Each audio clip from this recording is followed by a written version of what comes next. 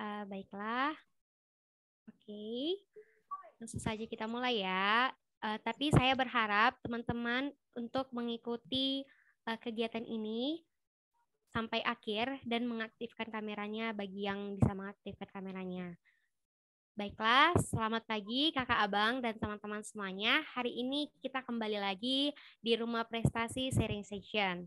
Perkenalkan, saya Siska Margareta Manik yang akan menjadi moderator sharing session kali ini untuk menemani teman-teman sekalian di hari Sabtu yang produktif ini. Nah, jadi hari ini kita akan membahas tentang esai beasiswa. Nah, kita tahu kan sekarang ini lagi banyak nih beasiswa yang sedang buka, yang sedang menerima. Nah, jadi salah satunya ini adalah salah satu dari proses seleksi beasiswa adalah membuat esai. Nah, oleh karena itu, di hari ini, di sharing session kali ini, kita akan belajar dan berdiskusi bareng nih, gimana sih membuat esai yang baik untuk penerimaan beasiswa. Namun, sekali lagi saya harapkan kepada teman-teman untuk menghidupkan kamera selama Zoom berlangsung dan mengikuti kegiatan sampai akhir, karena akan ada form absensi untuk sertifikat. Oke, tidak perlu berlama-lama lagi. Sebelum kita memulai, mari kita perkenalkan pembicara kita yang sangat luar biasa, yaitu Kak Eve Amanda Putri. Kak Eve merupakan fresh graduate Fakultas Psikologi USU dengan predikat cum laude yang lulus hanya dengan waktu 3 tahun 4 bulan. Waktu yang sangat singkat ya teman-teman untuk menempuh jenjang sarjana di psikologi. Nah, jadi KEV ini merupakan penerima beasiswa Pertamina Foundation 8 dan beasiswa penerima PPA tahun 2018. Langsung saja kita sambut. Halo KEV. Halo semuanya, halo Siska. Baik KEV, berarti KEV ini alumni dari Sarjana Psikologi USU ya? Yap, bener. Aku Stambuk 2018. Baik Kak. Kakak kan udah lulus nih, mungkin apa nih kesibukan kakak sekarang? Oh, kalau sekarang aku lagi sibuk baru aja nyelesain kursus, terus cari-cari kerja juga ya kan. Jadi bagi kalian, terus ya mungkin lagi gitu aja. Oh ya, sama sekarang bantuin penelitian dari dosen kita juga, Kak Sisi. Oh, berarti guys, Kak Eve ini meskipun udah lulus, tapi masih mau nih untuk bantu-bantu penelitian ya, Kak, ya? Iya, lagi jadi asistennya Kak Sisi. Oke, baik. Di sini tadi Kak Eve disampaikan bahwa Kak Eve ini penerima beasiswa Pertamina Foundation dan beasiswa penerima PPA. Mungkin langsung aja nih ya, kita kasih kesempatan untuk Kak Eve berbagi materi dan berbagi pengalaman kepada kita, bagaimana kakak ini bisa mendapatkan beasiswa tersebut, khususnya dalam proses seleksi membuat esai ya. Mungkin teman-teman, sekali lagi saya harapkan kepada teman-teman semua yang bisa mengaktifkan kameranya, boleh mengaktifkan kameranya dan mengikuti Zoom ini sampai akhir karena kita akan mendapatkan materi dan pengalaman yang luar biasa tentang bagaimana cara mengikuti beasiswa khususnya dalam membuat esai. Langsung saja saya berikan kepada Kak Eve. Terima kasih, Kak.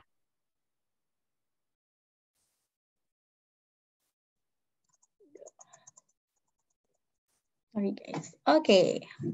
Apakah suaraku dapat terdengar dengan jelas, teman-teman? Terdengar, Kak. Oke. Terima kasih. Tadi terima kasih Siska atas perkenalan dirinya, perkenalan moderatornya. Halo semuanya, nama aku Eva Amanda Putri. Tadi udah disampaikan oleh Siska juga. Aku merupakan PFS 8, yaitu Pertamina Foundation Scholarship batch 8 gitu. Jadi salah satu tahap seleksi untuk bisa keterima masuk di Pertamina Foundation ini, kita tuh harus ada seleksi esainya. Jadi kemarin tuh waktu teman-teman PEMA ngehubungin kontak aku untuk sharing dong Kak tentang buat sama adik-adiknya nih untuk gimana sih buat esai gitu kan. Aku antusias banget nih karena so sadly-nya pada tahun ini aku lihat di pengumuman dari Pertamina Foundation, kayaknya dari Fakultas Psikologi belum ada yang mewakili gitu ya, tahun 2022. Jadi harapannya mungkin mulai tahun depan, mungkin buat adik-adik yang minat atau join, bisa gabung tuh di Pertamina Foundation dan semoga bisa keterima juga ya, sampai jadi awardee-nya gitu, penerima beasiswanya. Oke, lanjut aja. Berbicara dengan esai gitu kan, aku mau tanya nih, why you write esai gitu? Why are you working esai? Kenapa sih kita harus ngerjain esai gitu kan? Dan apa sih gunanya esai? Kenapa kamu ngerjain esai? Nah, jadi sebelum kita ke esai dulu nih, aku mau tanya adik-adik, kalian boleh chatbox saja di chat. Kenapa kalian ingin menulis esai? Kenapa kalian pengen ada apa dengan esai gitu? Kenapa kalian mau ngerjain esai gitu? Mungkin bisa di chat box aja, di chat aja di Zoom. Aku mau ngerjain esai buat beasiswa Kak, karena kan udah jelas ya kan. Atau aku mau ngerjain esai itu buat keterima S2 Kak. Mana tahu udah prepare gitu ya kan. Aku udah bentar lagi mau S2 gitu. Bisa aja langsung di chat di box. Aku mau tahu alasan kalian di sini ngikutin seminar gitu kan. Kenapa sih mau hari Sabtu begini harusnya kita quality time sama pacarnya mungkin atau sama temennya gitu kan. Kenapa gitu repot-repot untuk dengerin seminar? Ayo. Oh, beasiswa Kak. Oke, untuk lomba Kak. Nabila nih. Pengen daftar beasiswa. Oke.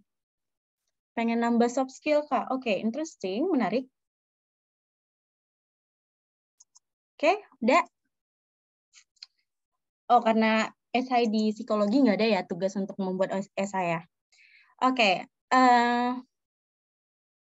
jadi sebelum aku kasih tahu kenapa sih kita harus mengerjakan esai atau sebelum kita melakukan sesuatu kan kita harus tahu ya kenapa kita melakukan tersebut. Kita kan udah dewasa nih, bukan saat masa remaja atau masa anak-anak yang kita melakukan sesuatu itu karena modeling atau ngikut-ngikut orang gitu kan. Udah bukan zamannya lagi nih. Katanya kan kita udah dewasa nih gitu ya kan. Kan udah masuk dewasa awal tuh. Jadi ya oke, pada ngerjain sesuatu karena apa sih gunanya buat aku gitu kan, pasti gitu, the why-nya itu apa sih gitu kan. Oke.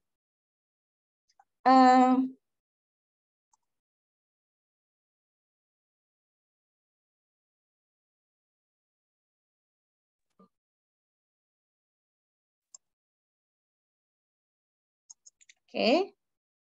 Nah, sebelumnya aku cerita dulu ya, apakah aku menulis esai itu karena keterima beasiswa gitu kan, supaya buat sama nih kayak tuh adik-adik, kayaknya oh ya buat esai supaya keterima salah satu persyaratan beasiswa. Oke, beasiswa Pertamina Sobat Bumi, aku kasih tahu aja ya contohnya misal. Atau kemarin tuh aku ngerjain kursus, terus kursusnya itu harus bikin esai gitu supaya kita gratis gitu biar dapat istilahnya nggak bayar kursusnya. Nah, aku kemarin itu di University of California, Irvine, nah itu kursusnya juga bikin esai. Nah, apakah mengerjakan itu karena ada something gitu ya, atau mengerjakan sesuatu esai itu karena buat itu? Awalnya gitu juga. Awalnya pasti kayak adik-adik tuh kayak ya udah deh bikin esai karena salah satu persyaratan gitu kan. Jadi terpaksa gitu. Atau karena ya udah deh mau buat esai pasti karena salah satu tahapan seleksi untuk mengikutin beasiswa atau mengikutin apapun itu. Nah, ternyata setelah aku buat esai di beasiswa Pertamina Foundation, di situ aku sadar ternyata aku bikin esai itu adalah untuk belajar. Jadi esai itu adalah bagian terpenting dari pembelajaran. Kenapa? Karena di dalam esai itu, nah benar sekali, dalam esai itu kita memperdalam pemahaman tentang subjek apa yang dipelajarin. Misalnya kita mau ngomong apa nih, mau ngomong subjek tentang apa yang aku buat tentang di corona gitu, aksi apa yang aku buat di corona. Oke, kan kita akan tahu tuh apa sih pengalaman yang kita dapatin sebelumnya. Nah, kita akan tulis di esai kita apa sih value yang kita dapatin dari kegiatan tersebut. Atau kita mau bikin esai tentang aksi buat meningkatkan pro-environmental environment behavior gitu kan. Nah, apa sih tentang PEB tersebut gitu? Apa sih yang pemahaman apa yang telah kita dapatin atau pemahaman apa yang telah kita serap gitu kan dalam objek tersebut atau subjek tersebut. Nah, esai juga untuk melihat progres dari diri kita sendiri. Nah, udah sampai mana, sejauh apa kita tahu tentang subjek tersebut, atau pengalaman tersebut, sejauh apa kita berprogres dari dalam diri. Nah, terus esai juga membantu kita untuk berpikir lebih baik gitu. Nah, di dalam esai ini kita akan memberikan argumen.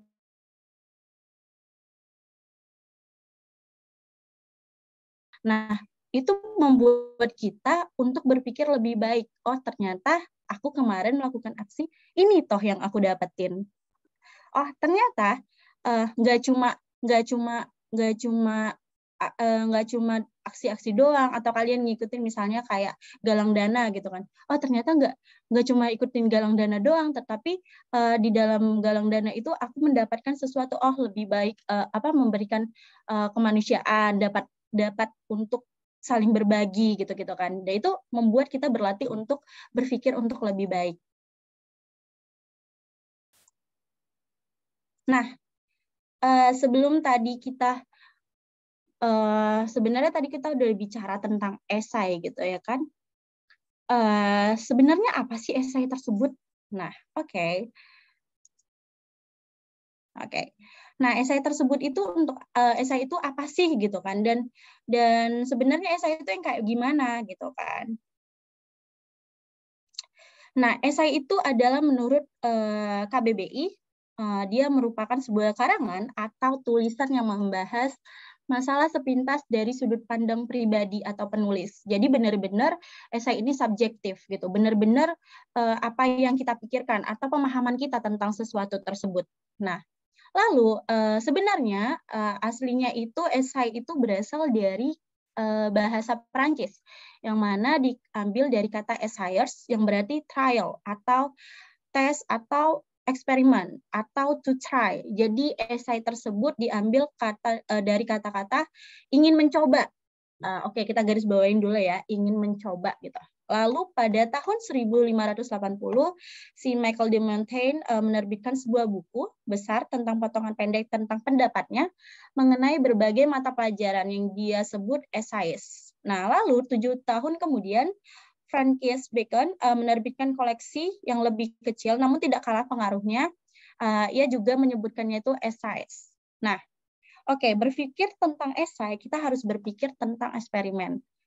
Oke, tapi sebelum itu kayaknya aku udah berjauh banget gitu kan. Aku mau ngecek nih, kira-kira yang datang hari ini tuh dari Stambuk berapa sih? Oh, boleh dicat aja, 2019, 2000, oke, 2020, 19, 20, 20, oke, 22. 22? Beneran? 22 tuh baru masuk ini kan? Ini enggak sih? Ya 2022 ya? 2022 tuh udah PKKMB belum sih? Oke, 2022. Cool. Jadi pada baru-baru ya. Jadi wah mantap. Belum Kak, tapi semangatnya luar biasa. Oke, salam kenal adik-adik tahun 2022. Oke, jadi nanti mumpung lagi baru ya, mumpung kalian baru, maksudnya menduduki dengan mahasiswa gitu kan, kesempatan juga buat kalian untuk dapat ketika baru pertama kali kuliah, cari-cari beasiswa, cari-cari pengalaman, magang atau apapun itu masih sangat banyak waktunya gitu. Apalagi dengan kita ya, kampus Merdeka kayaknya peluangnya lebih banyak. Nah, aku kira tadi udah pada di atas 2019, 2018, 2020 gitu. Ternyata lebih muda lagi. Nah, kalau adik-adik tahu, sebenarnya eksperimen tadi itu, kata-kata eksperimen, pasti kalau anak psikologi cenderungnya mata kuliah eksperimen. Nah, mata kuliah eksperimen itu metode eksperimen ya, metode penelitian eksperimen. Nah, itu tentang percobaan. Jadi kayak misalnya ada percobaan 1, percobaan 2, lalu dikasih percobaan lagi, lalu akan menghasilkan hasil. Nah, mungkin spoiler nih buat adik-adik 2022, mungkin nanti akan ada mata kuliah eksperimen gitu ya. Nah, kalau sama seperti esai, kita harus berpikir juga nih bahwasannya esai itu seperti ketika kita berpikir esai, kita akan berpikir tentang eksperimen atau bereksperimen gitu. Nah, kenapa? Karena dalam esai itu kita mengambil banyak-banyak ide, mengambil banyak-banyak ide dari kita gitu kan, kayak percobaan ini gimana ya, atau insight-insight dari kita, dan dan di setiapnya itu akan menghasilkan dari perjalanan. Jadi kalau misalnya kita bikin esai itu kan di setiap perjalanan pasti ada ide, lalu kita cobain, aku pengen ini deh gitu, atau ada aja ide yang membuat ide-ide itu dipercobakan, diuji cobakan gitu. Nah, untuk melihat hasil yang menarik. Nah, sama seperti esai, the best essay is arrive somewhere interesting. Jadi hasil esai itu ide-ide kalian yang menghasilkan sesuatu yang menarik. Nah, seperti itu. Oke, lanjut.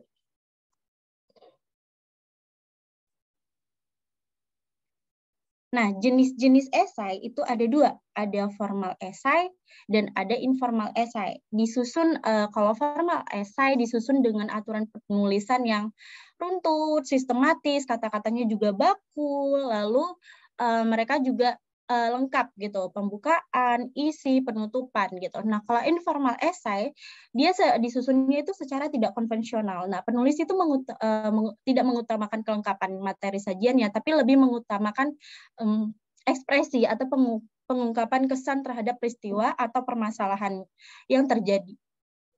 Oke, nah ini kemarin aku awal ya, tapi nggak semuanya. Ini contoh esai yang kemarin aku buat yang kursus tadi. Nah, jadi sebelum bikin kursus, aku bikin esai nih. Nah, kalau bisa dilihat teman-teman, mungkin kata-katanya nggak baku ya. Berbeda dengan kalau misalnya ini yang aku bikin untuk Pertamina Foundation. Nah, kalau dilihat mungkin seperti kata-katanya lebih baku yang ini, terus lebih runtut dan juga lebih bahasanya itu ilmiah gitu. Nah, pada dasarnya untuk Pertamina Foundation sendiri Pertamina buat PFS itu menggunakan semi baku. Jadi kami menggunakan esai semi baku, tapi nanti mungkin kita akan bedah esai yang aku kemarin bikin, dan kita akan bedah gimana sih cara bikin esai yang mungkin bisa lolos gitu ya di beasiswa yang kemarin aku bisa lolos buat beasiswa kemarin. Nah, jadi ini adalah yang formal gitu. Nah, yang tadi mungkin bisa kita bandingkan, ini adalah esai yang tidak formal karena bisa dilihat dari bahasanya kayak menjelaskan ini kan lebih menjelaskan perasaan gitu-gitu kan. I'm trying to increase gitu-gitu kan. Cuma tentang ini. Nah, kalau ini kan dia lebih secara ilmiah membahasnya gitu. Oke. Mari kita bedah ya esai kemarin. Nah, tapi sebelum aku membedah esai aku harus kasih tahu sebenarnya ada fitur dari esai sendiri. Jadi esai sendiri itu terdiri dari pertama address a topic. Jadi membahas suatu topik. Lalu esai tersebut harus menjawab pertanyaan. Dan yang ketiga biasanya esai itu terdiri dari argumen. Nah, apa sih ketiga bagian-bagian dari esai ini gitu kan? Oke, yang pertama address a topic. Jadi address a topic ini adalah kita membahas topik gitu. Nah, membahas topik sebelum kita membahas topik, nih contoh ya, kayak kemarin itu aku disuruh persyaratan membuat karya tulis dengan tema berbagai pengalamanku dalam aksi solidaritas COVID-19 dan rencana aksi recovery COVID-19. Jadi kemarin itu ketika pada tahun 2020, if I'm not mistaken, jadi kami disuruh bikin esai untuk salah satu persyaratan di beasiswa Pertamina. Nah, di sini berbagai ini adalah topiknya gitu kan. Nah, topik yang disuruh untuk salah satu persyaratan tersebut. Nah, lalu kita harus tahu dulu kan beasiswa Pertamina itu apa sebenarnya.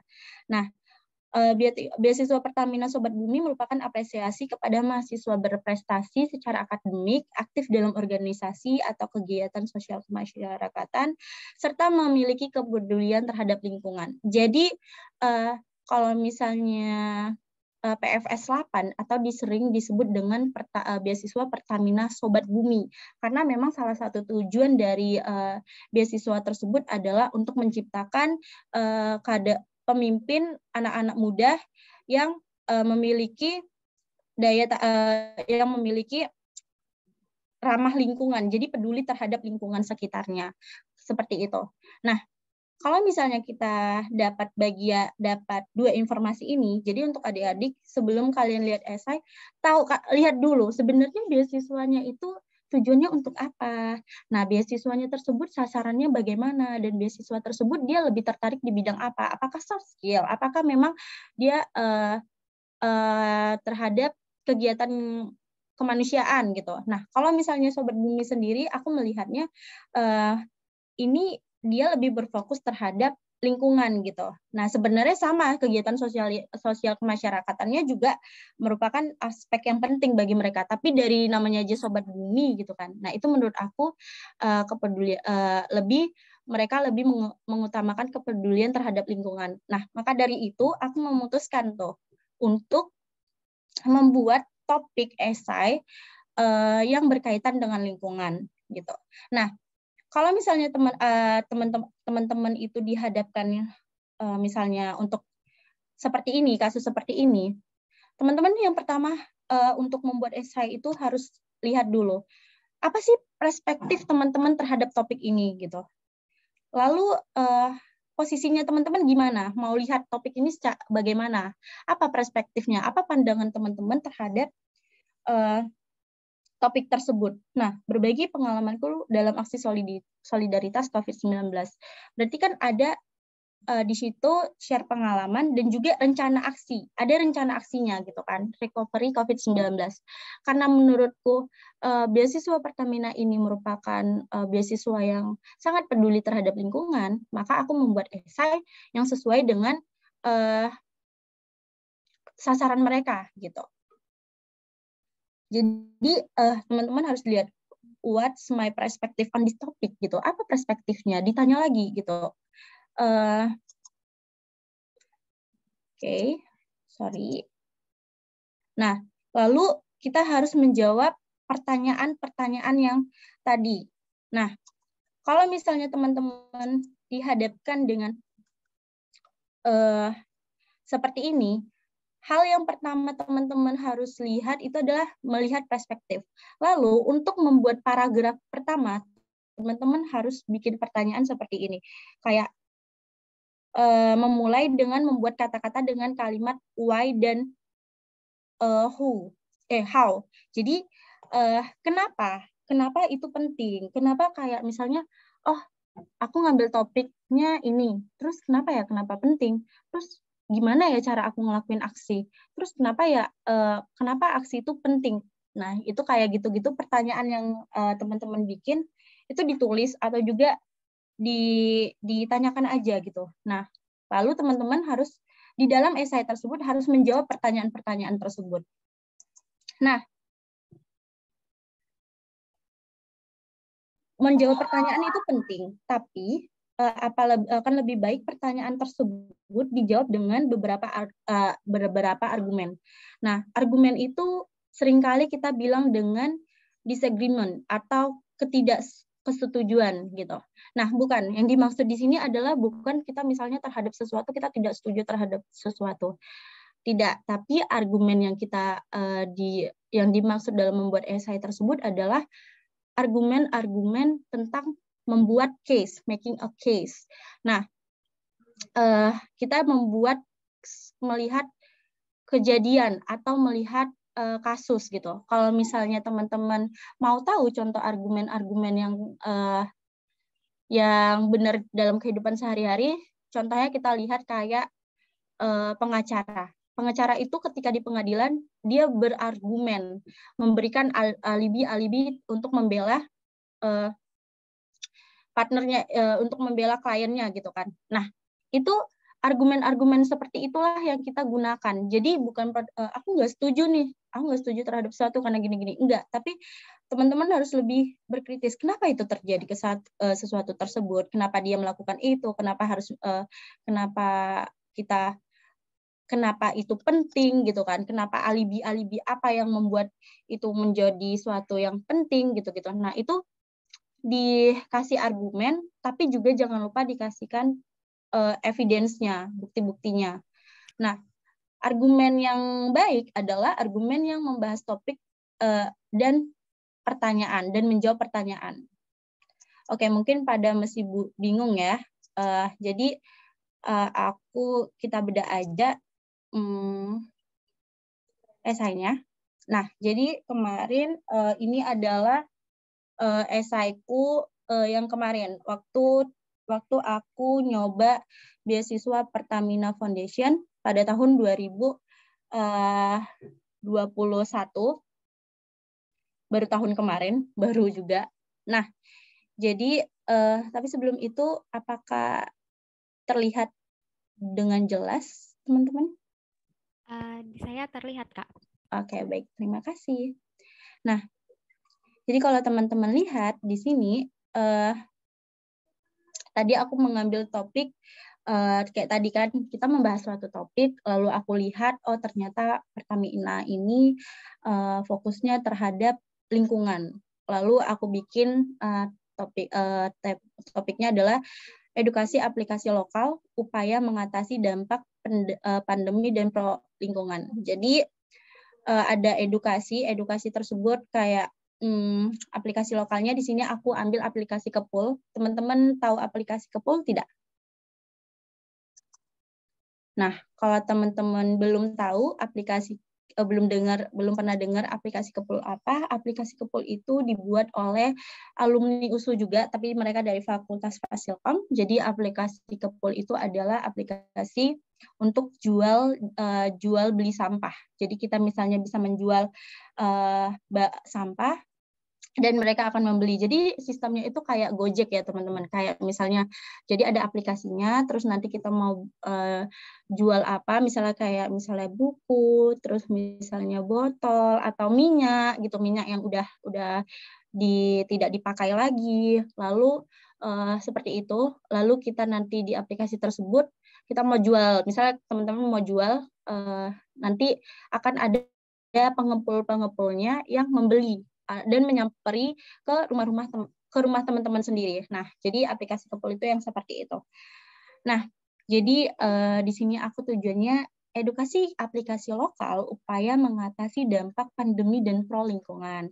Nah, WHO ini, aku di sini bahas dulu. Nah, kan aku tadi bilang kita tuh harus berargumen dalam membuat esai. Dan juga kita tuh harus menjawab pertanyaan dari esai tersebut apa, atau pertanyaan yang mungkin memang juri-juri beasiswa itu atau penilai beasiswa esai itu ingin tanyakan sama teman-teman. Jadi harus menjawab pertanyaan tersebut. Nah, oke, aku bahas dengan bilang COVID dulu. Aku di sini bilang bahwasannya Indonesia mengalami COVID, lalu COVID ini ya berbahaya. Maka dari itu langkah yang diambil pemerintah adalah membatasi aktivitas di luar rumah melalui WFH, yaitu bekerja dari rumah dan sekolah melalui sistem daring. Nah, ternyata pembatasan aktivitas ini berdampak di berbagai sektor. Nah, di sini kan adalah kalau misalnya kita lihat, kita bedah juga ya, karena esai aku ini juga belum tentu benar semuanya, dan juga belum, karena kan kemarin itu ya tahun 2021 ya. Nah, untuk adik-adik semuanya mungkin di angkatan 2019, 2020, kalau kalian bisa bikin esai atau bisa buat kalimat argumen-argumen kayak gitu, nanti percayalah kalian akan mengerjakan skripsi kalian itu lebih gampang.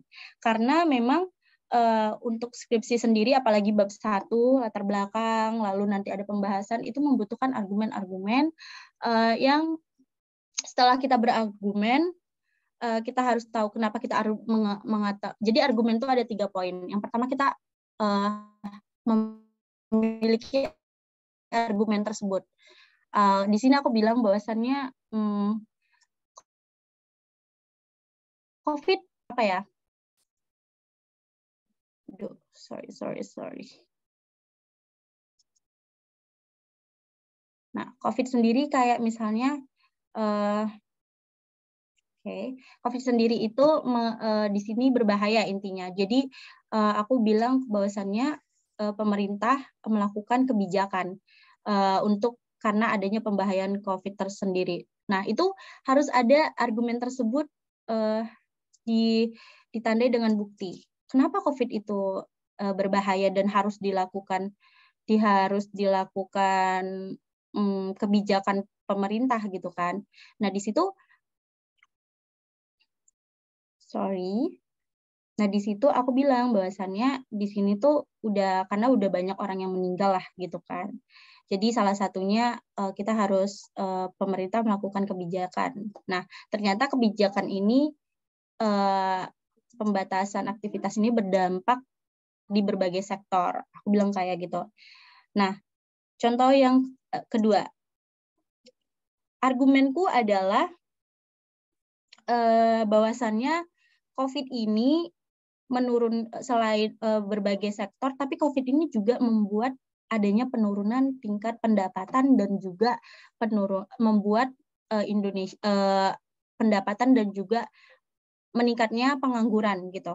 Nah, itu kan argumenku gitu. Jadi karena adanya COVID, jadi pendapatannya menurun, terus masyarakatnya juga tingkat pengangguran meningkat. Nah, misalnya kita itu argumen kita, lalu kita harus didukung oleh bukti-buktinya. Nah, di sini bukti-bukti yang aku kasih mengatakan kayak misalnya ekonomi Indonesia mengalami kontraksi hingga 2%. Nah, ini merupakan pertumbuhan terendah dalam 20 terakhir. Lalu juga ada pembuktian lagi pada isu terbatasnya aktivitas ekonomi juga berdampak pada isu lainnya, pengangguran. Apa buktinya? Oke, di Provinsi Sumatera Utara sendiri, dalam data yang disajikan pada 2020 di new normal, menunjukkan tingkat pengangguran terbuka di Sumatera Utara mengalami peningkatan 1,52 poin dengan 6,91% dibandingkan tahun 2019 yang mana belum terjadinya COVID. Ya kan? Nah, lalu peningkatan pemutusan hubungan kerja PHK dan pengangguran pada masa pandemi ini mengakibatkan turunnya pendapatan masyarakat secara signifikan. Nah, ini adalah argumenku. Tapi kan kalau kita melakukan argumen, kita harus tahu apa sih buktinya gitu. Jadi argumen itu nggak semena-mena kayak menurut ini COVID kita menurut Bapak Yusuf Rendy misalnya gitu. Misalnya menurut Yusuf Rendy, COVID mengakibatkan penurunan pendapatan gitu. Enggak harus kayak gitu. Tapi kita bisa juga bilang bahwasannya COVID menyebabkan penurunan pendapatan dan juga terjadinya tingkat pengangguran. Apa buktinya? Ya udah, ini kan buktinya. Nih, adanya penurunan hingga min 2%, dan itu pertumbuhan 20 tahun terakhir. Lalu ada peningkatan angka TPT di Kota Medan sendiri, kayak gitu-gitu. Nah, di selanjutnya, di selanjutnya kebijakan pemerintah dalam menangani COVID ini berdampak pada permasalahan lingkungan dengan adanya pembatasan aktivitas di luar rumah seperti aktivitas kerja dan sekolah, juga berdampak pada peningkatan jumlah sampah rumah tangga. Ini kan argumenku ya, kayak aku bilang bahwasannya COVID ini ternyata dapat berdampak pada permasalahan lingkungan. Juga kenapa? Karena berdampak pada peningkatan jumlah sampah rumah tangga. Nah, lalu argumen kita harus kuat karena kita harus menunjukkan bukti-buktinya kan. Nah, lalu aku memberikan buktinya. Iya, kenapa aku berargumen kayak gitu?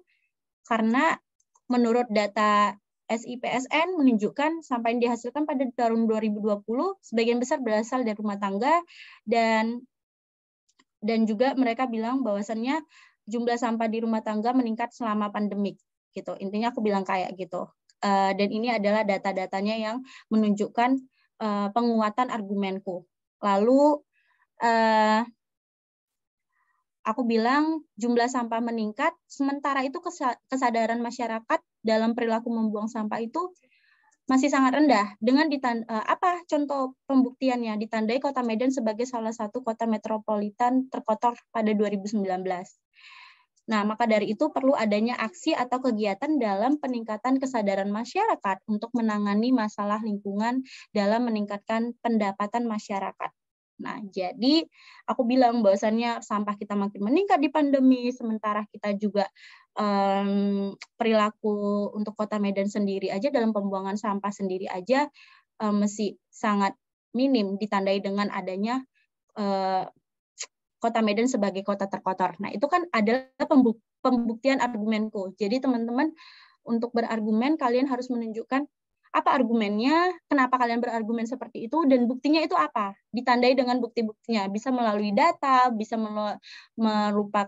melalui teori, atau yang lain-lain. Nah, lalu aku bilang kan, intinya kita nih pada COVID tersebut, ada dua permasalahan kita. Lingkungan terkena, salah satu, banyak permasalahan, tapi aku di sini lebih fokus lingkungan kita kena, terus pengangguran dan pendapatan kita juga menambah.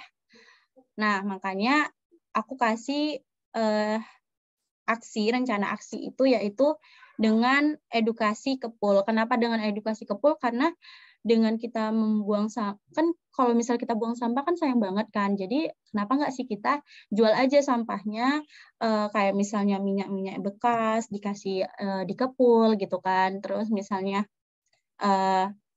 botol-botol gitu kan. Nah, kenapa nggak kita melakukan edukasi itu? Jadi pada saat itu permasalahan lingkungan aman, dan juga pendapatannya aman, karena kan kita menjual sampah juga dapat cuan ya kan. Intinya kayak gitulah esaiku kemarin.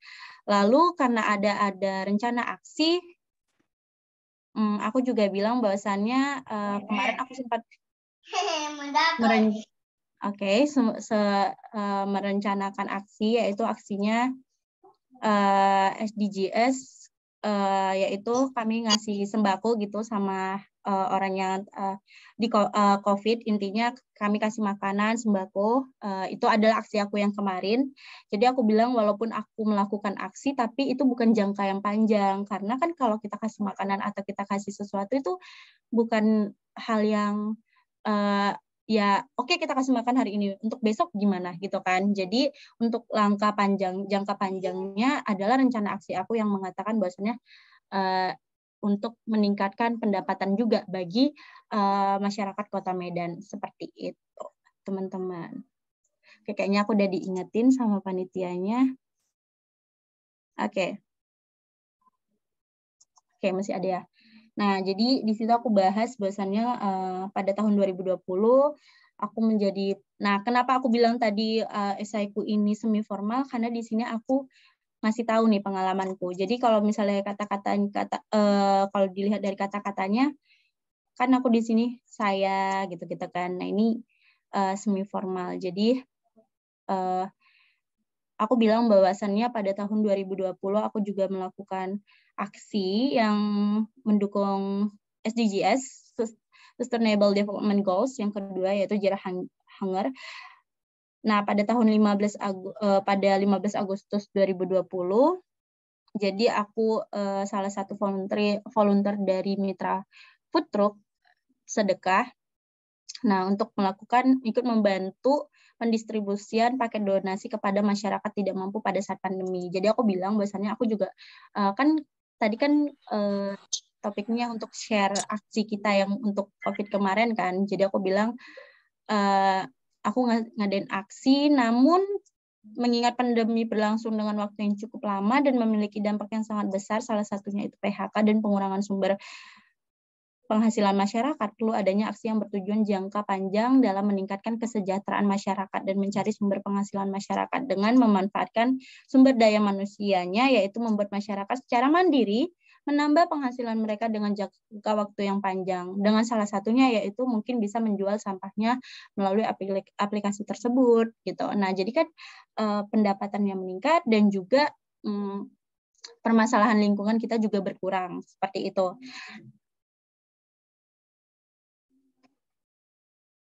Gitu teman-teman. Jadi di sini juga aku bahas juga PEB itu apa. Jadi karena kita anak psikologi, jadi dan itu ada ilmunya kan di psikologi terhadap permasalahan lingkungan gitu kan. Jadi nggak ada salahnya teman-teman juga memanfaatkan fakultas ilmu yang diberikan. Kayaknya aku memanfaatkan kayak masalah lingkungan sebagian besar disebabkan oleh aktivitas manusia dan karena itu harus ditangani dengan mengubah perilaku manusia. Nah, kalau di dalam teori psikologi kan itu namanya teorinya pro-environmental behavior. Nah, jadi meningkatkan perilaku pro lingkungan. Jadi ada rumusnya. Ada teorinya di psikologi yaitu PEB tersebut, nih, environmental behavior. Nah, salah satu aspek psikologis yang perlu dieksplorasi terlebih dahulu. Nah, untuk melihat gambaran permasalahan lingkungan. Jadi, teman-teman bisa mengkaitkan dengan teori kita juga, karena pasti mereka juga kan sebagai fakultas psikologi gitu kan. Jadi kan mereka juga ingin melihat nih untuk anak fakultas psikologi sendiri dalam melakukan aksi atau melakukan apa sih yang mereka bisa beri gitu kan buat lingkungan sekitarnya gitu. Nah, jadi untuk teman-teman nggak masalah kok misalnya kita di psikologi kayak mana ya, apakah cuma di kesehatan aja gitu kan bisa melakukan aksi tersebut gitu kan dalam lingkup kesehatan, enggak. Jadi kita juga punya teori-teorinya, bisa di combine dan juga bisa dipakai juga gitu. Mungkin itu aja dari aku. Untuk aku serahkan ke moderator kita ya.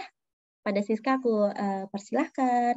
Oke, baik Kak Eve, terima kasih banyak Kak atas penjelasannya. Wah, teman-teman ini sangat menarik ya. Ini teman-teman yang join hari ini itu sangat beruntung. Karena apa? Karena Kak Eve tidak hanya sekedar membagikan materi, tapi ini langsung kita dibedah nih. Esai Kak Eve, gimana Kak Eve sampai bisa masuk ke beasiswa Pertamina. Kak Eve udah kasih tunjuk nih sama teman-teman semua bagaimana Kak Eve menulis esai beasiswa. Baiklah, mungkin saya akan ulangi beberapa poin penting yang disampaikan oleh Kak Eve tadi. Esai ini merupakan bagian yang cukup penting dalam pembelajaran dan memperdalam pemahaman kita tentang sebuah subjek. Nah, dalam mendaftar beasiswa tadi Kak Eve juga telah sampaikan kalau kita mendaftar beasiswa itu kita harus tahu dulu nih bidang dari penyelenggara beasiswa ini fokusnya ke apa agar esai yang kita tulis itu juga tepat sasaran. Nah, tadi saya tahu di sini ada teman-teman dari angkatan 2022 ya. Ini lagi banyak yang join. Ini sangat beruntung nih. Ada satu tips dikasih tahu oleh KEV. Kita tahu nih kan, beasiswa Tanoto itu lagi buka. Jadi seperti sepengetahuan saya, kalau Tanoto itu fokus di bidang pendidikan. Jadi teman-teman udah dapat kunci nih. Untuk menulis esai itu mungkin untuk Tanoto, teman-teman bisa fokus nih ke bidang pendidikan. Teman-teman bisa menyampaikan argumen, disertai juga bukti-bukti yang akurat gitu ya kan Kak. Lalu karena Kak Eve ini telah berbagi pengalaman dan materi bagi kita semua, mungkin ada nih teman-teman yang bertanya-tanya, menggebu-gebu dari tadi sudah menyimpan pertanyaannya gitu kan. Kepada teman-teman yang ingin mengajukan pertanyaan, boleh langsung raise hand atau boleh langsung di kolom chat. Ditulis pertanyaannya di kolom chat.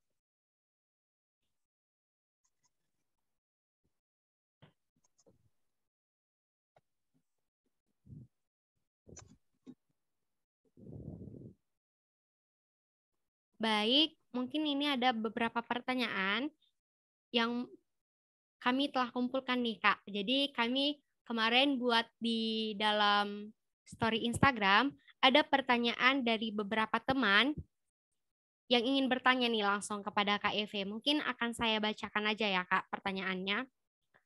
Yang pertama ini, biasanya kendala apa yang sangat banyak terjadi dalam pembuatan esai? Khususnya dalam esai beasiswa. Mungkin bisa langsung dijawab oleh Kak Eve. Jadi mungkin Kak Eve bisa menceritakan nih apa kendala dalam membuat esai. Baik, terima kasih Siska atas pertanyaannya. Oke, nah menarik ya apa hambatannya untuk dalam menulis esai beasiswa. Pastinya kemarin itu banyak kendalanya. Nah, yang pertama mulai dari kita misalnya menentukan topik, menentukan judul, menentukan apa sih yang aku mau bawain di dalam esai tersebut gitu kan. Makanya ada kayak tadi kalau kita bedah pertama kali pasti akan ada pertanyaan muncul. Pertama kali kita harus muncul apa sih perspektif kita terhadap topik ini gitu. Nah, kira-kira apa yang mau kita bawakan? Kira-kira sebenarnya yang lagi viralnya apa nih? Kalau misalnya teman-teman bisa membuat itu, misalnya lagi viral gitu kan, dan itu memang itu masih berkaitan dengan topiknya, kayak misalnya permasalahan lingkungan tadi gitu kan. Nggak apa-apa, bawa aja gitu topiknya gitu. Nah, dan terus aku kemarin itu, nah yang pertama itu mulai dari nyari topiknya dulu, menentukan judul, itu juga kan kayak butuh insight ya. Nah itu makanya, nah cara menanganinnya adalah kita harus tanya dulu, kira-kira perspektif kita terhadap topik tersebut apa. Lalu yang kedua, kita melakukan pertanyaan kembali gitu. Kira-kira kenapa sih itu, misalnya udah ditemukan nih topiknya, oke, membuat permasalahan lingkungan atau permasalahan terhadap aku ambil COVID-19. Oke, kenapa permasalahan lingkungan gitu? Kenapa? Bagaimana permasalahan lingkungan itu? Bagaimana COVID mempengaruhi permasalahan lingkungan? Bagaimana COVID tersebut mempengaruhi ekonomi gitu kan?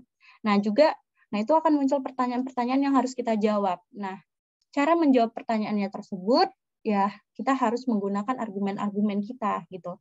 Kenapa bisa mempengaruhi ekonomi? Gitu. Jadi kita kasih argumen, oh ya ternyata mempengaruhinya di bidang ekonomi itu karena COVID sendiri itu adanya kebijakan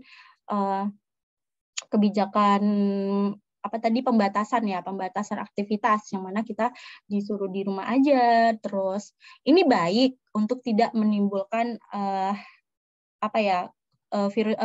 kasus-kasus COVID untuk meningkat gitu. Tapi kan ada dampaknya gitu. Dampaknya misalnya contohnya kayak misalnya di dalam bidang ekonomi tadi gitu.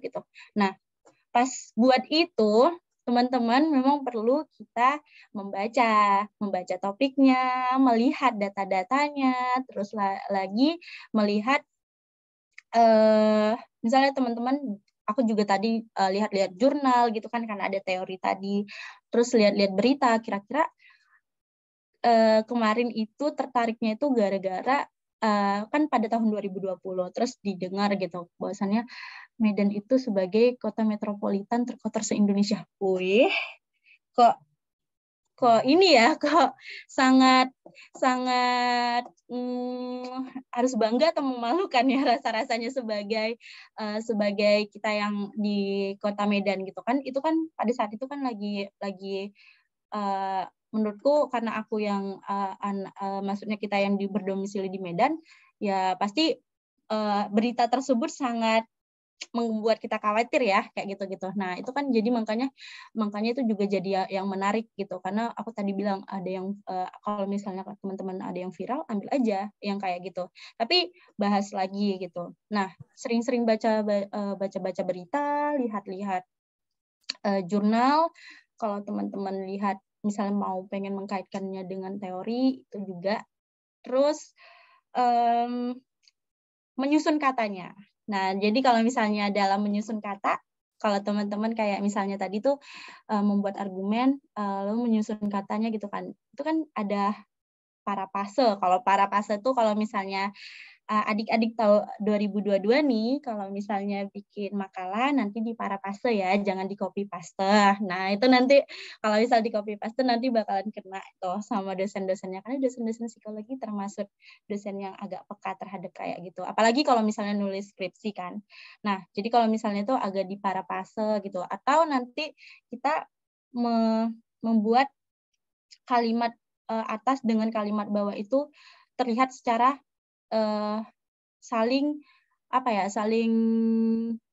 berhubungan gitu. Jadi kayak misalnya kayak tadi paragraf atas sama bawah saling berhubungan kayak gitu kan itu agak susah. Nah itu kemarin aku bikinnya, aku tulis aja apa yang aku pengen tulis, lalu ada namanya nanti proses editing. Nah, di proses editing itu teman-teman bakalan lihat-lihat lagi, kayaknya nih kurang pas nih, kayaknya kurang bagus nih, terus citasinya bagaimana nih, gitu kan, citasi. Nah, kalau adik-adik tahun 2022 perlu tahu, kalau psikologi itu dalam menulis sesuatu itu harus ada citasinya, atau citasi yang kita pakai itu adalah berdasarkan APA. Nah, itu mungkin bakalan dijelaskan lagi sama dosen kita. Nah. Baik Kak Eve, terima kasih. Mungkin tadi dari kendala yang dialami Kak Eve itu yang pertama itu ada membuat ide dan judul, tapi solusinya itu Kak Eve banyak-banyak nih membaca literatur. Mungkin teman-teman juga seperti itu kalau bingung atau gimana nih ide-idenya untuk diteruskan, itu boleh membaca berita, membaca jurnal. Sekarang juga kita tahu kan banyak jurnal-jurnal gratis dari Google, dari internet. Selain itu juga dalam menyusun kalimat. Jadi seperti yang diberitahukan oleh Kak Eve, kalau kita ada yang terlintas di dalam pikiran kita, ditulis saja dulu karena ada proses editing dalam pembuatan esai. Mungkin agak nyambung nih Kak pertanyaannya dari yang tadi. Ini ada pertanyaan dari Daniel Manorong. Mungkin saya bacakan aja ya, Kak. Kak mau bertanya, saya pernah sekali menulis esai mengenai politik sebanyak 1.500 butir kata, namun untuk menulis itu saya kesulitan mengolah kalimat layaknya menulis sehingga untuk menyelesaikan esai itu sampai 2 minggu. Bagaimana solusi supaya mudah dalam mengolah kalimat dalam menulis, Kak? Terima kasih. Baik, Kak, mungkin ini langsung aja dijawab oleh Kak Eve. Iya, thank you Siska, dan thank you juga buat Daniel Manurung atas pertanyaannya. Salah satunya adalah untuk gimana solusinya ya, supaya mudah dalam mengolah kalimat.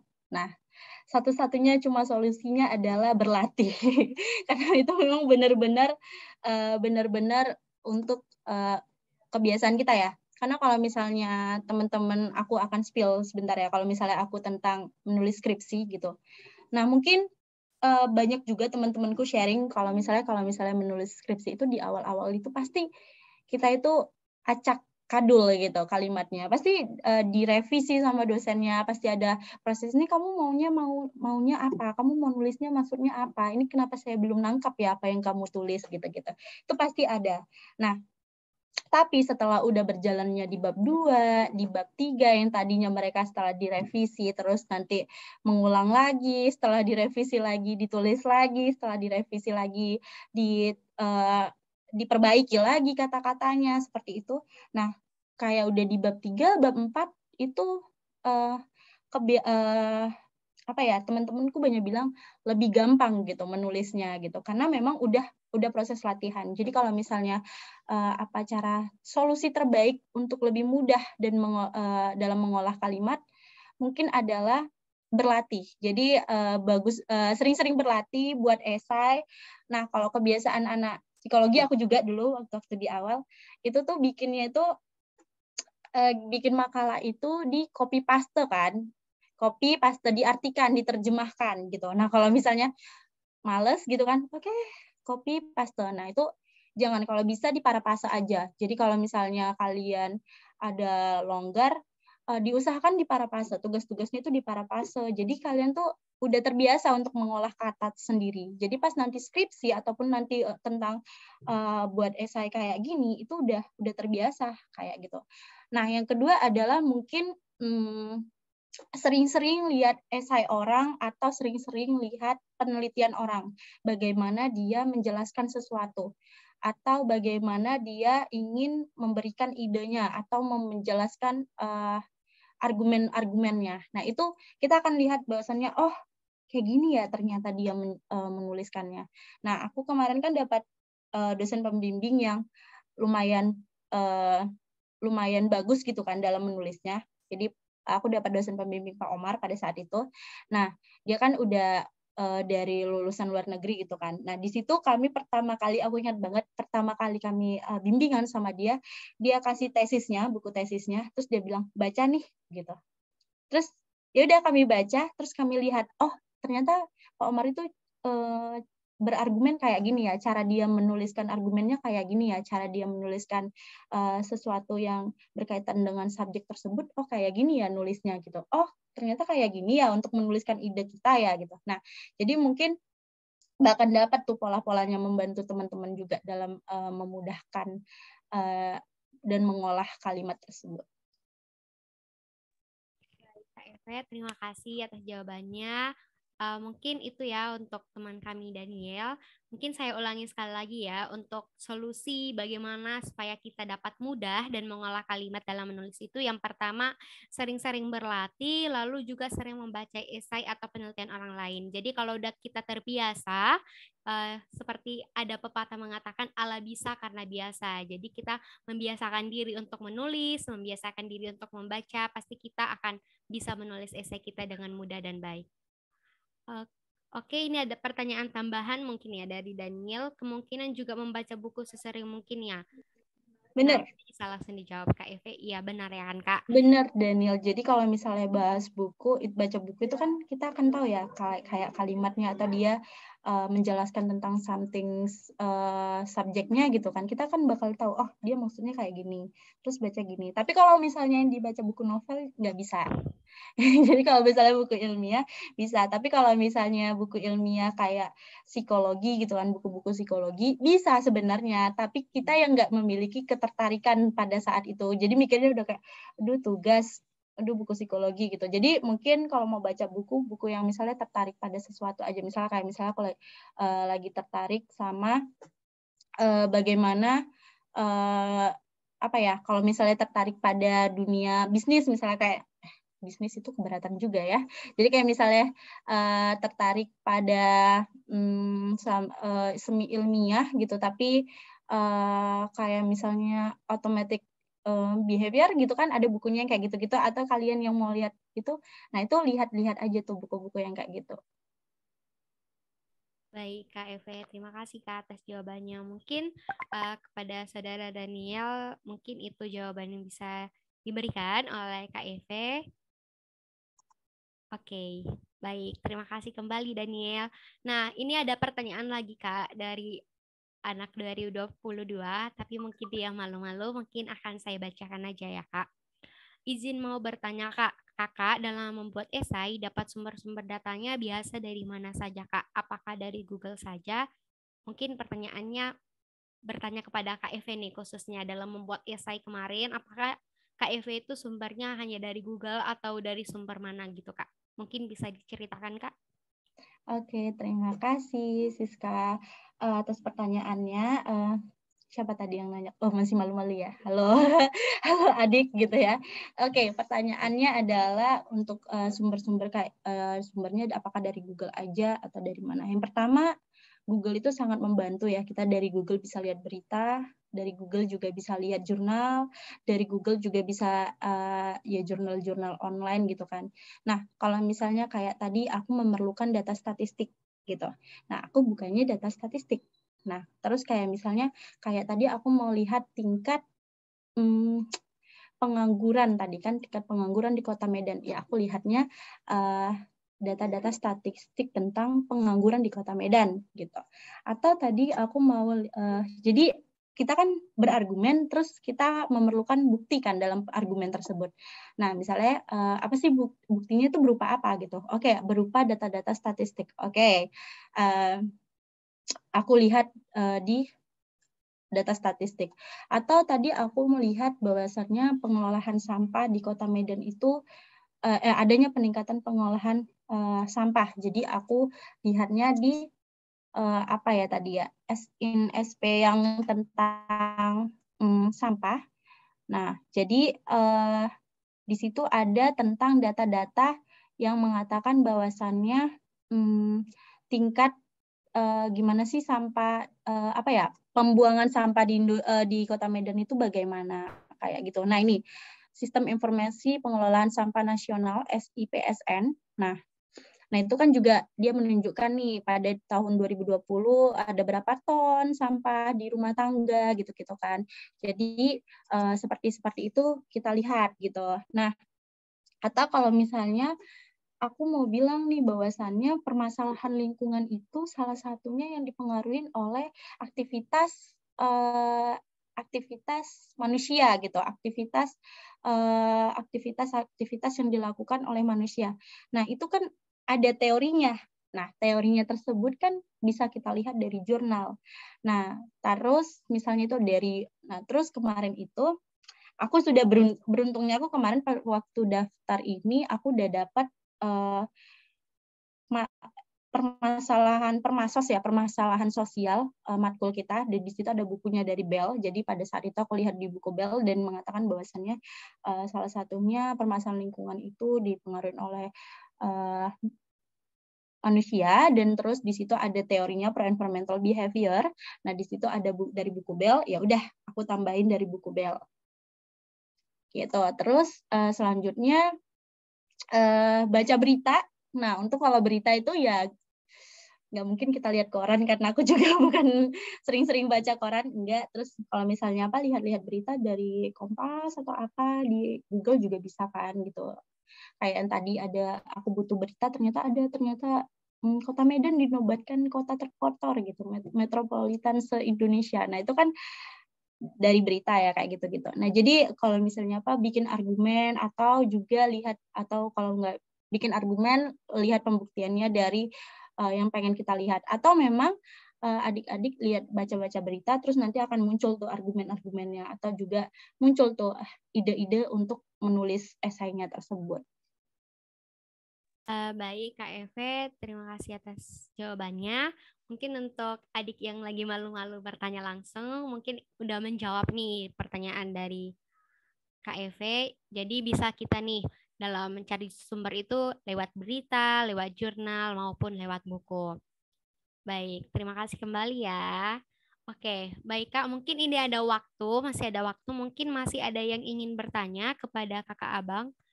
Oh, di sini ada Bang Steven. Boleh langsung on mikrofon aja. Oke, sebelumnya terima kasih ya Siska dan juga Kak Eve.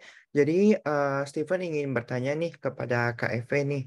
Biasanya kan di beasiswa itu kan biasanya banyak tuh persyaratan-persyaratan yang harus kita penuhi gitu kan. Dan juga Steven juga melihat nih kadang ada tuh kayak beasiswa yang bukan esai tapi motivation letter gitu. Nah, kira-kira motivation letter sama esai itu sama nggak, Kak? Oke. Terima kasih Pak Stefan. Nah, mungkin kalau dibilang motivation letter sama esai. Nah, kalau misalnya tadi kita lihat esaiku dari Pertamina itu mungkin terlihatnya seperti ilmiah gitu ya, kita agak ilmiah gitu. Kalau motivation letter itu kan kita bercerita tentang intinya apa yang memotivasi kita untuk mengikuti beasiswa tersebut, lalu apa langkah-langkah selanjutnya kalau misalnya kita keterima dalam beasiswa tersebut. Pada intinya itu merupakan hal yang sama, itu kan bercerita tentang kita, pemahaman tentang diri kita. Kalau tadi esai itu kan intinya tentang bercerita tentang suatu subjek, tentang pemahaman kita, jadi secara subjek, sepenuhnya pemahaman secara personal tentang subjek tersebut. Nah, kalau tadi karena topiknya tentang lingkungan, maka aku akan bercerita pemahaman secara personal aku atau subjekku terhadap yang topik yang aku bikin gitu kan, kayak tadi permasalahan lingkungan dan juga yang mengakibatkan COVID lah, intinya kayak gitu kan.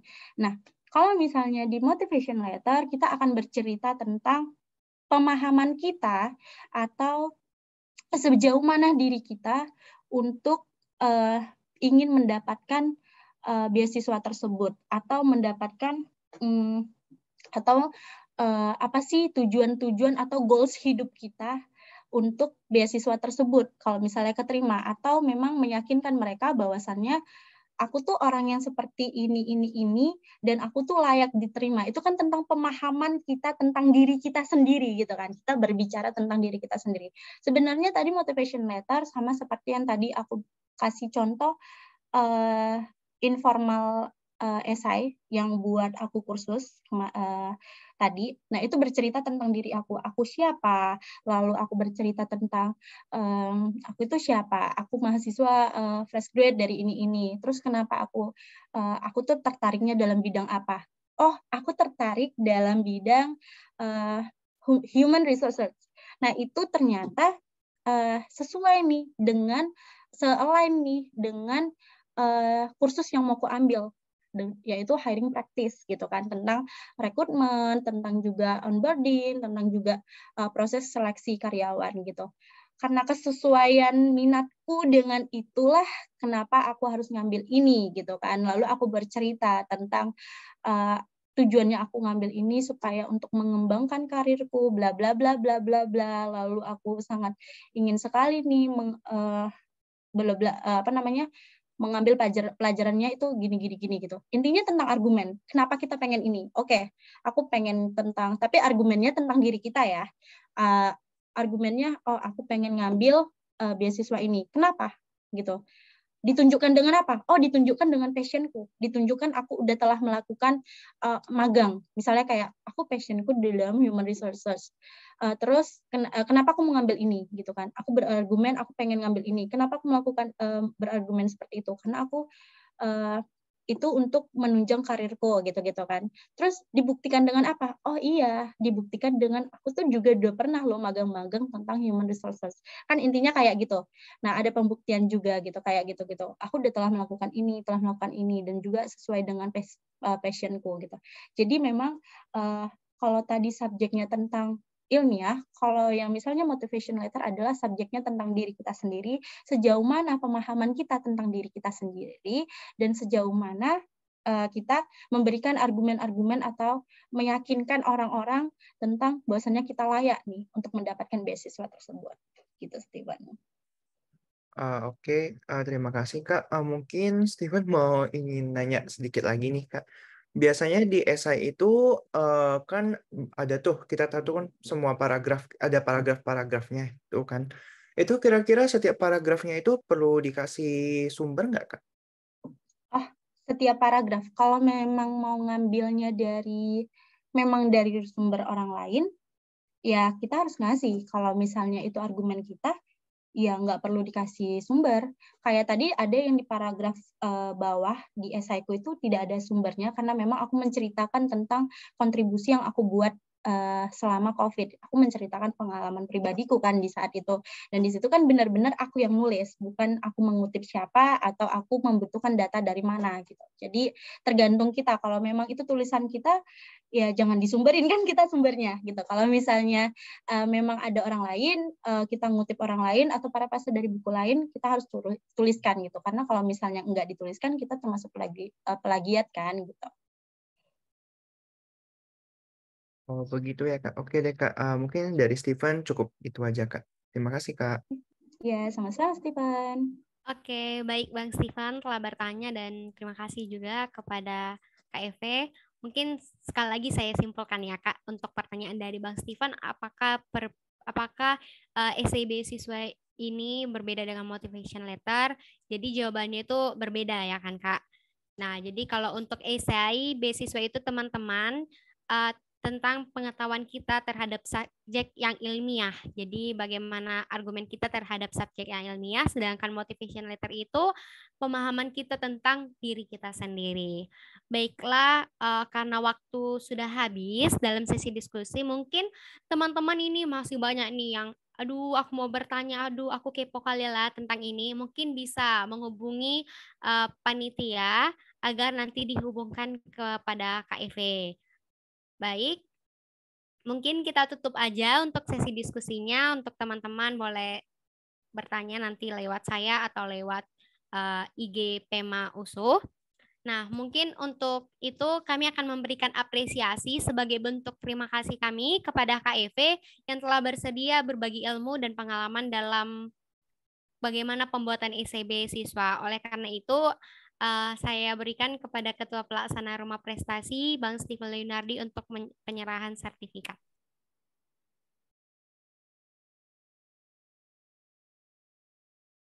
Oke, baik. Sebelumnya suara saya udah terdengar. Sudah, Bang. Oke, jadi sebelumnya perkenalkan lagi nama saya Steven Leonardi dari Ketua Pelaksana Kegiatan Rumah Prestasi hari ini. Dari pemaparan yang telah disampaikan KEV itu kita dapat lihat ya bahwa materi yang disampaikan KEV ini sangat insightful dan benar-benar berguna banget untuk kita semua. Dan saya juga berharap ya untuk teman-teman yang hadir untuk pagi hari ini.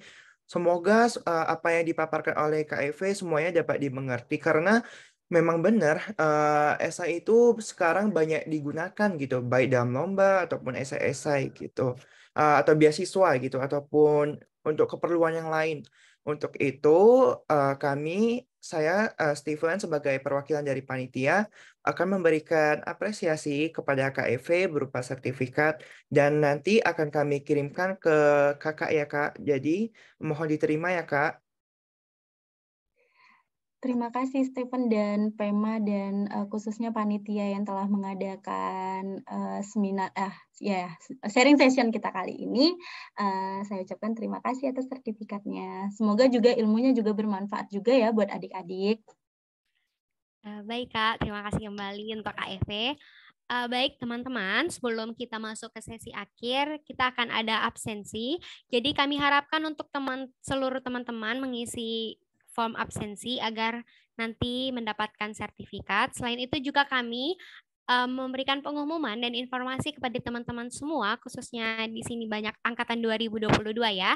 Jadi Departemen P3 juga memiliki link grup Telegram Rumah Prestasi, yaitu untuk membagikan informasi mengenai lomba atau kegiatan untuk teman-teman bisa berproses bersama Departemen P3 di bawah naungan PEMA Fakultas Psikologi USU untuk meraih prestasi. Baiklah, kepada teman-teman, kita telah sampai di sesi akhir. Untuk teman-teman semuanya, kami harapkan untuk menyalakan kameranya agar kita mengambil sesi foto untuk dokumentasi rumah prestasi kali ini. Saya berikan kepada panitia yang bertugas dalam dokumentasi. Halo semuanya, mungkin boleh aktifkan kamera dulu ya, biar aku pandu dari sini.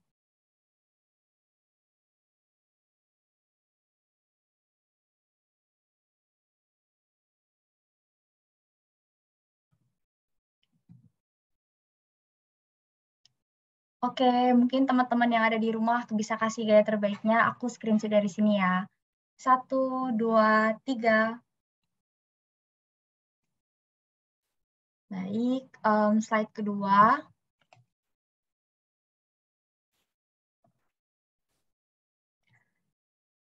Satu, dua, tiga. Sudah selesai, saya kembalikan ke Siska. Terima kasih. Baik, terima kasih. Saya ingatkan kembali kepada teman-teman yang tadi juga memiliki pertanyaan, boleh juga langsung diberikan di grup Telegram, telah dibagikan oleh panitia, itu ada di kolom chat. Boleh bergabung, boleh di dalam ada informasi mengenai lomba atau teman-teman ingin bertanya, boleh langsung di dalam grup tersebut. Baiklah, sekali lagi saya ucapkan kepada pembicara kita yang luar biasa, Kak Evi Amanda Putri, telah bersedia berbagi informasi dan pengalaman kepada kami. Saya juga mengucapkan terima kasih kepada teman-teman yang hadir dalam Zoom meeting ini yang telah menggunakan waktu hari Sabtunya menjadi hari yang produktif. Saya Siska Margareta Manik, pamit undur diri dan sampai ketemu di rumah prestasi berikutnya. Terima kasih, selamat pagi. Teman-teman sudah boleh meninggalkan ruang Zoom ya. Terima kasih, Kak. Terima kasih semuanya. Terima kasih panitia. Terima kasih, Kak. Izin live ya. Oke, Kak. Terima kasih, Terima kasih, Kak. Kak.